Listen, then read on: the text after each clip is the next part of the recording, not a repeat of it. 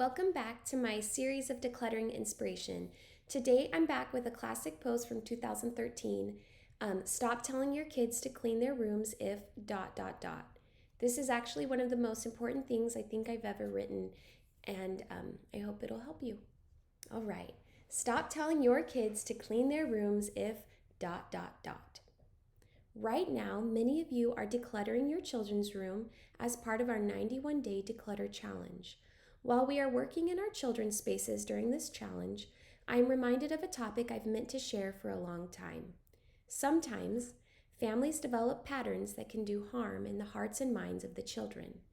Over the years, I've seen children made to feel useless and inadequate for not being able to keep a clean room.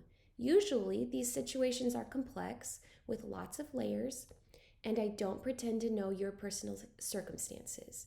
But I do know a thing or two about kids and cleaning and organizing. One time I walked into a home covered in weeks and months worth of mess and clutter everywhere. My host was showing me around, and when we got to the kids' rooms, she said something like, "So-and-so was supposed to clean their room, but getting him to clean his room is like pulling teeth." The child, who was right there, felt obviously embarrassed. The parent was completely unaware of her part, and it broke my heart. Since then, I felt a special calling to advocate for children in regards to keeping a clean room. The following is my opinion on the subject. Stop telling your child to clean their rooms if any of the following is true. First, the whole house is a disaster. Listen, if you've been keeping your house a mess for years, your children have not had the privilege of witnessing how messes get cleaned up on a regular basis. In your flustered state of being overwhelmed by your own mess, you are shifting the blame to your children where it does not belong. Another thing, they have not been trained. Most kids do not come naturally out of the womb understanding how to keep their room clean. It takes a lot of training, even years worth of training. It is a gift to train your child to act responsibly in their own space, because that gift will serve them their whole lives. You are just setting them up for failure to send them off to clean without training. I will explain a slight exception later. Another thing, you've left a whole bunch of junk in their room that doesn't belong to them, and they don't know what to do with it. This should be self-explanatory, but it isn't to everyone. Expecting a child to clean and sort around your junk is nuts. Another thing, you are trying to keep too much stuff in their rooms. You need to regularly declutter your child's room with them.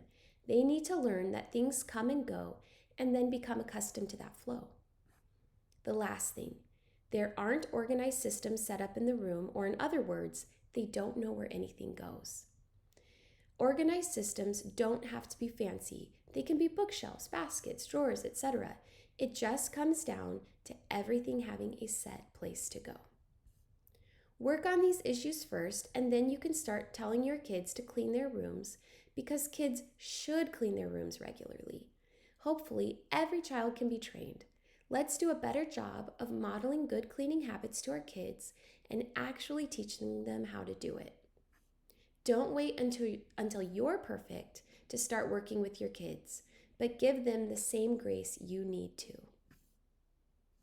Try to see your child's room from their point of view. Get down on their level. Does it feel overwhelming? Does it feel good? If you've been training your child for years and they still can't keep a clean room, the answer is clear.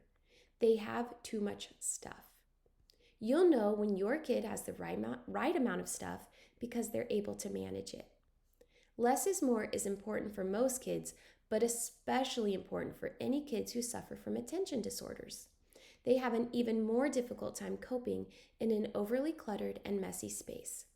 As you declutter your kids' spaces during the declutter challenge, focus on training them and getting to a good place for a fresh start. So here's my exception to not telling your kids to clean their rooms without training. I will say that one of my favorite summertime games with younger kids is called, "Hey kids, go clean your rooms." And I've been known to do that when I just need a moment to myself. because my little kids will get lost in the cleaning and start playing happily together. The thing is, when I send young kids off to their rooms with little direction, I don't expect the rooms to actually be clean.